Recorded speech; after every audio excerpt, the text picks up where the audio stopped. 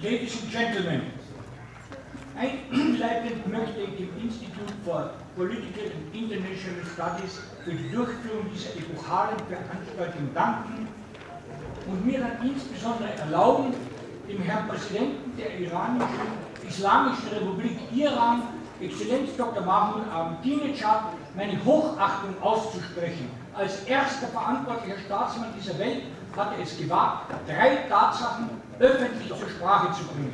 Erstens, dass die Beschuldigung der Deutschen mit dem Holocaust bisher noch nicht ordnungsgemäß bewiesen ist. Zweitens, dass jeder, der die Beweisfrage diskutieren will, von den westlichen Medien und zum Teil auch strafgerichtlich verfolgt wird. Drittens die Tatsache, dass die westliche Meinungsäußerungsfreiheit zumindest in Kernbereichen nur vorgeschwindelt ist. Der Präsident Exzellenz Dr. Ahmadinejad hat das weltweit tätige Holocaust-Beweisverbotskartell damit entscheidend getroffen. Das Holocaust-Problem hat historische, politische, völkerrechtliche, menschenrechtliche und nicht zuletzt auch strafrechtliche Aspekte. Dieses Referat befasst sich ausschließlich mit der strafrechtlichen und vor allem der strafverfahrensrechtlichen Seite. First of all, I would like to thank the Institute for Political and International Studies for carrying out this epoch-making conference, and in particular, I take the liberty of expressing my great respect for the President of the Islamic Republic of Iran, Dr. Mahmoud Ahmadinejad. He was the first important statesman in the world to publicly raise 3 facts. First, the fact that the guilt of the Germans for the Holocaust has not yet been properly proven. Second, the fact that anyone who wants to discuss the lack of proof will be persecuted by the Western media and sometimes be subjected to criminal prosecution. And thirdly, the fact that in the West, the freedom to express opinions, at least in key areas, is a complete fraud. His Excellency the President Dr. Ahmadinejad has thereby dealt a severe blow to the worldwide cartel which forbids any attempt to provide evidence questioning the Holocaust. The Holocaust problem has historical, political, international law, human rights law, and last but not least, criminal law aspects. This report deals exclusively with the criminal law aspect and especially with the procedures in a criminal case. Ich spreche hier weder als Historiker noch als Journalist, sondern ausschließlich als Rechtsanwalt, der mit dem Problem der Gaskammern in Berührung gekommen ist. Die Verteidigung ist ein Organ der staatlichen Strafrechtspflege, das zum Finden einer sachgerechten Entscheidung beizutragen hat und dabei das Gericht vor Fehlentscheidungen zu Lasten seines Mandanten bewahren will. Seine persönliche Meinung zur Existenz von Gaskammern ist ohne jede Bedeutung. Eine persönliche Meinung zur Gaskammerfrage wurde und wird von mir in keinem Strafverfahren geäußert. Das gilt auch für dieses Referat. Meine Ausführungen sind als Rechtsausführungen zu verstehen, und zwar ausschließlich zur Grundlage des deutschen und österreichischen Strafrechtes.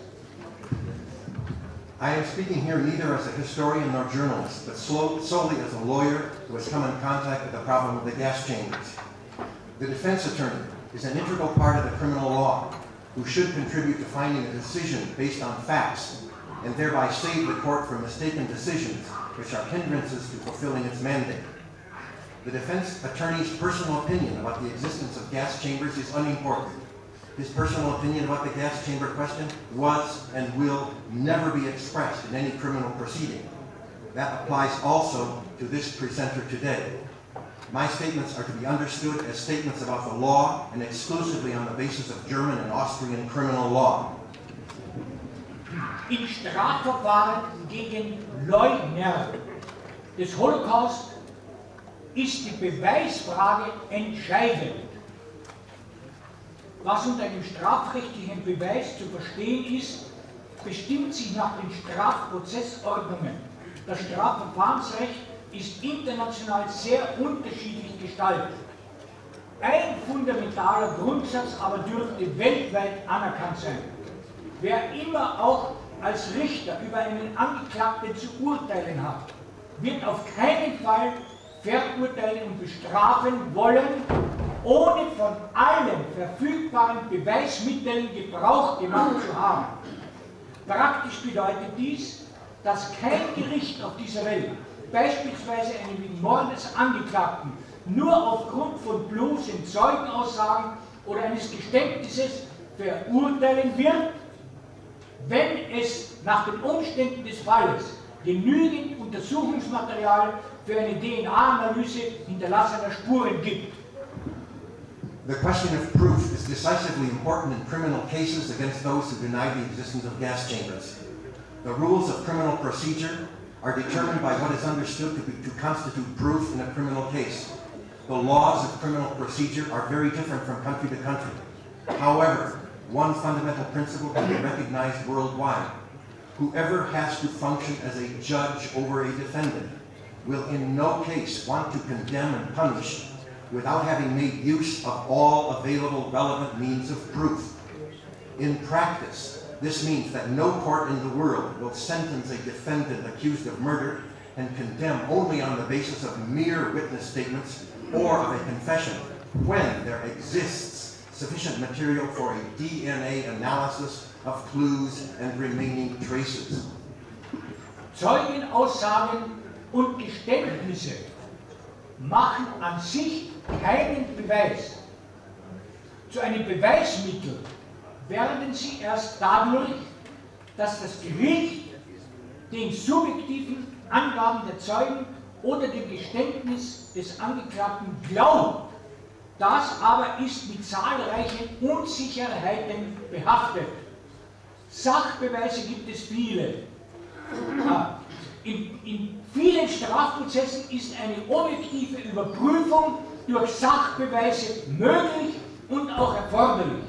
Ein durchgeführter Sachbeweis verschafft im Gegensatz zu bloßem Glauben an die Richtigkeit menschlicher Behauptungen klares und sicheres Wissen.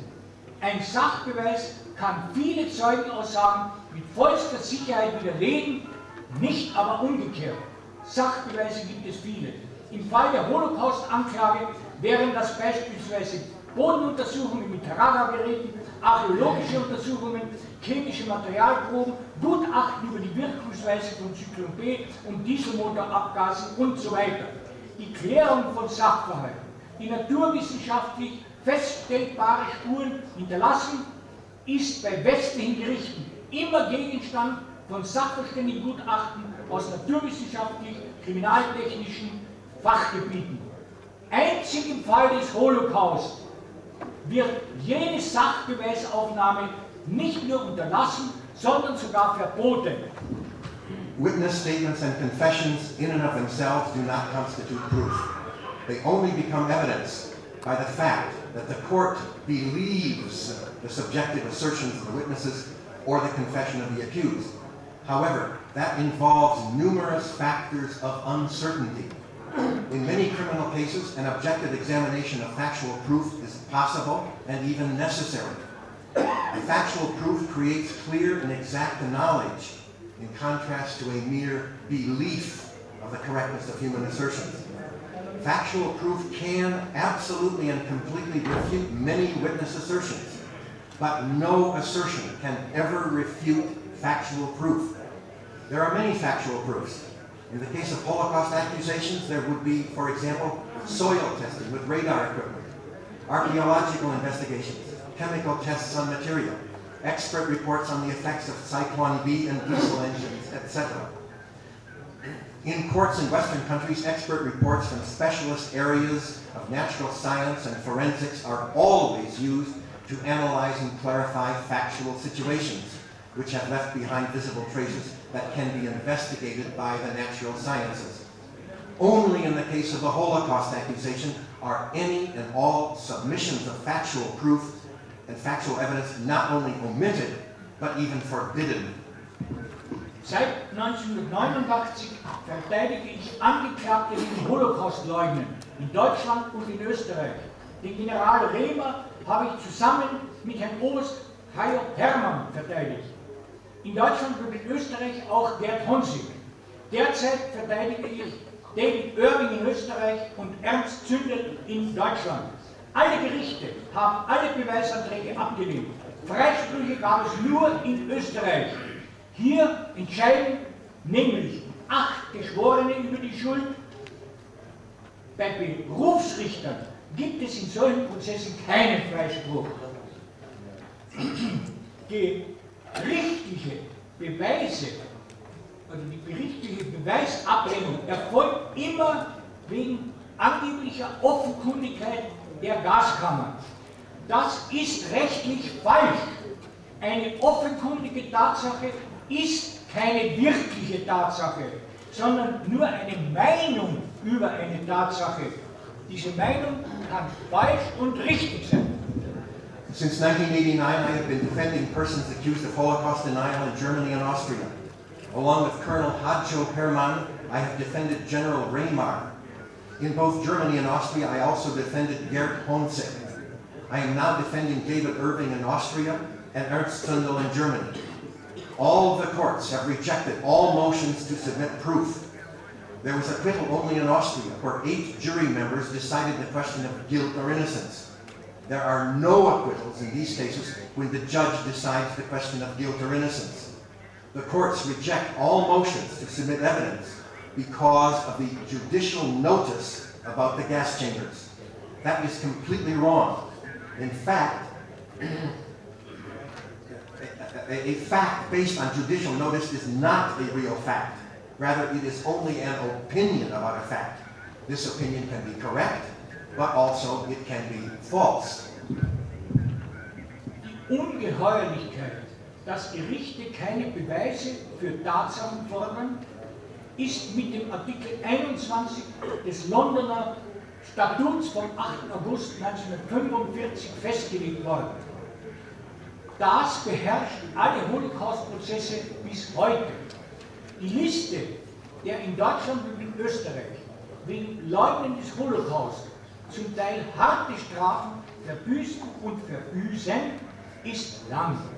In Österreich ist derzeit David Irving und in Deutschland Ernst Zundel im Gefängnis. 42 Bekannte des Gerd Honzig saßen zusammen wegen gewaltfreier Meinungsäußerungen 114 Jahre im Gefängnis. In Deutschland werden derzeit jährlich rund 10.000 Strafverfahren wegen gewaltfreier Meinungsäußerungen geführt. The ugly and disgusting reality is that the courts do not demand any factual proofs, and Article 21 of the London Statute of August the 8th, 1945 forced courts not to demand any factual proof or factual evidence. That dominates and controls all Holocaust trials right up to today. There is a very long list of people who have suffered and still suffer a serious loss of freedom because they denied the Holocaust. David Irving is in Austrian prison, and Ernst Zundel is in German prison. 42 friends of Gerd Honzig have sat a total of 114 years in prison because they expressed opinions which did not advocate violence, but questioned the Holocaust. In Germany, every year, 10,000 people are prosecuted and persecuted, mainly for Holocaust denial.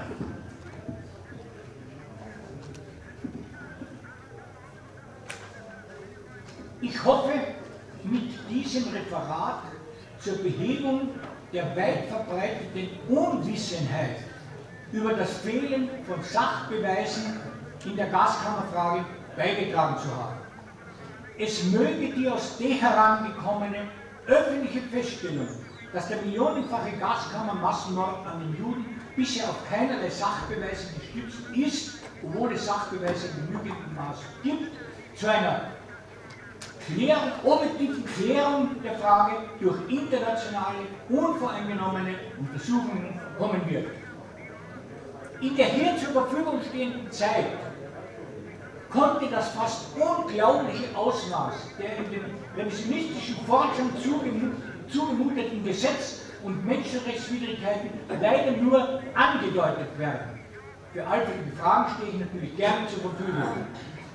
Zur Abrundung meines Referates sei mir noch ein geschichtlicher Rückblick, und zwar der Hinweis darauf gestattet, dass die Vorfahren der heutigen Deutschen und die Vorfahren der heutigen Perser schon einmal erfolgreich gegen ein Imperium zusammengearbeitet haben. Vor der Entscheidungsschlacht von Adrianopel im Jahre 378 Nach der Zeitrechnung zwischen dem Boten und Ostrom haben Germanen mit dem Persischen Reich diplomatische Beziehungen aufgenommen und ein gemeinsames Vorgehen gegen Rom verabredet. Die Folge: Ostrom konnte zugleich von Norden und Osten angegriffen werden.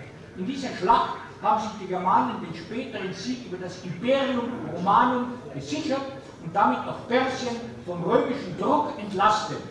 Heute sieht sich die Welt wiederum einem noch mächtigeren Imperium gegenüber. Und neuerlich stellt sich die Frage nach jener möglichst friedlichen Zusammenarbeit, die den Völkern das Leben und Freiheit sichert. Just a moment. One question, it's not translated. I am glad you have learned my client Wolfgang Fröhlich this morning. Ich danke für die Aufmerksamkeit.